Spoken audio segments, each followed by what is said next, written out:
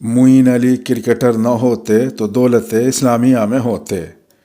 English cricketer Moeen Ali کے بارے میں ان الفاظ کا استعمال بنگالی نژاد سویڈش مصنفہ تسلیمہ نسرین علیہ ما علیہا نے 5 اپریل کو ایک ٹویٹ میں کیا۔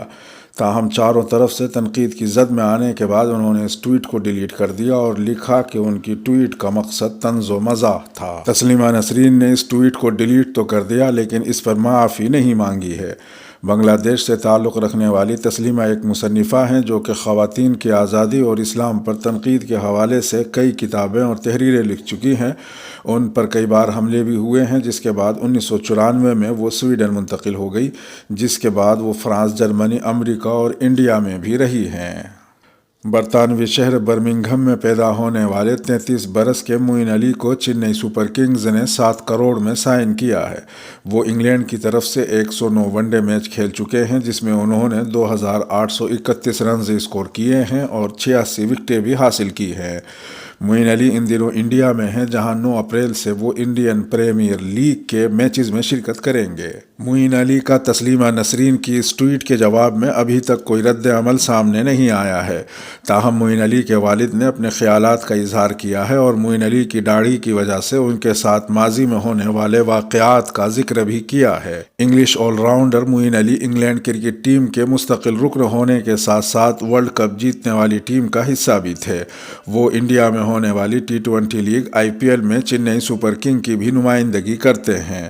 ورلڈ کپ میں انگلینڈ کو فیصلہ کن اوور میں فتح دلوانے والے انگلش فاسٹ بولر جوفرا آرچر نے تسلیمہ نسرین کی ٹویٹ کے جواب میں لکھا کہ آپ ٹھیک ہیں؟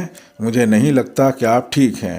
جب تسلیمہ نسرین نے جوفرا آرچر کو جواب دیتے ہوئے کہا کہ ان کا مقصد طنز و مزاح تھا، اس پر جوفرا آرچر نے لکھا، طنز و مزاح؟ کوئی نہیں ہنس رہا، آپ خود بھی نہیں۔ کم از کم آپ اس ٹویٹ کو ڈیلیٹ کر سکتی ہیں۔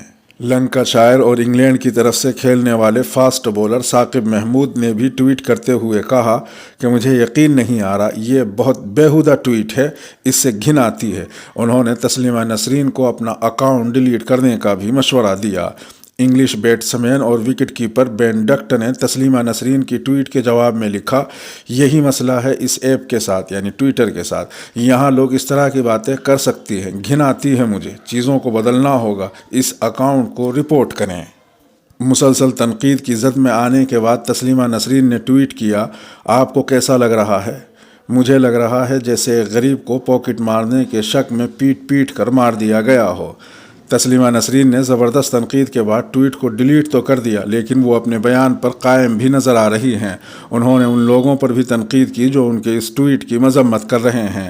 انہوں نے لکھا، مجھ سے نفرت کرنے والے جانتے ہیں کہ معین علی کے بارے میں ٹویٹ طنز تھا، لیکن انہوں نے اسے موضوع بحث اس لیے بنایا تاکہ مجھے رسوا کیا جا سکے، کیونکہ میں مسلم سماج کو سیکولر بنانے کی کوشش کرتی ہوں اور اسلامی تعصبات کی مخالفت کرتی ہوں۔ یہ انسانیت کا سب سے بڑا المیہ ہے کہ بائیں بازو کی سوچ رکھنے والے خواتین کے حامی خواتین مخالف دائیں بازو کی حمایت کرتے ہیں۔ انڈیا کی سماجی کارکن کویتا کرشنن نے جب تسلیمہ نسرین کی ٹویٹ کی مذمت کی تو تسلیمہ نسرین نے لکھا، میں آپ کی مداح تھی، اتنی عدم رواداری، کیا آپ ان لوگوں کی آزادی اظہار میں یقین نہیں رکھتی جو آپ کو پسند نہیں کرتے؟ صرف اس لیے کہ آپ کو میرا ٹویٹ پسند نہیں آیا، میں ایک مصنفہ یا خواتین کے حقوق کی حامی نہیں رہی، میرے 40 برس کی جدوجہد کی کوئی اہمیت نہیں رہی۔ اس نفرت بھرے فتوے کو جاری کرنے سے پہلے آپ مجھ سے پوچھ سکتی تھی کہ معین علی کے بارے میں نے ایسا کیوں کہا۔ معین علی کے والد منیر علی نے انڈین اخبار دی انڈین ایکسپریس میں لکھا ہے کہ اتنے سارے لوگوں میں سے تسلیمہ نسرین نے اپنے مقصد کے لیے ان کے بیٹے کا انتخاب کیا۔ انہوں نے تسلیمہ نسرین کے بیان کو اسلاموفوبیا قرار دیتے ہوئے لکھا، وہ اپنے بیان کو مزاح بتاتی ہیں اور یہ بھی کہتی ہیں کہ وہ شدت پسندی کے خلاف ہیں۔ اگر وہ خود کو آئینے میں دیکھیں تو پتہ چلے گا کہ ان کا کیا گیا ٹویٹ شدت پسندانہ ہے۔ ان کا بیان ایک مسلم شخص کے خلاف روایتی سوچ والا، ظاہری طور پر اسلام کے بارے میں خوف پھیلانے والا بیان ہے۔ انہوں نے لکھا کہ تسلیمہ نسرین کے بیان پر انہیں غصہ آ رہا ہے، لیکن اس غصے کا اظہار کرنا ان کے ہاتھوں میں کھیلنے جیسا ہوگا۔ انہوں نے آگے لکھا، فی الحال انہیں ڈکشنری اٹھا کر طنز و مزاح کا مطلب دیکھ لینا چاہیے۔ انہوں نے کہا کہ ماضی میں بھی کئی لوگ، یہاں تک کہ کوچ بھی، معین علی کو داڑھی کاٹنے کا مشورہ دے چکے ہیں اور ان کے مذہب سے متعلق باتیں کرتے رہے ہیں۔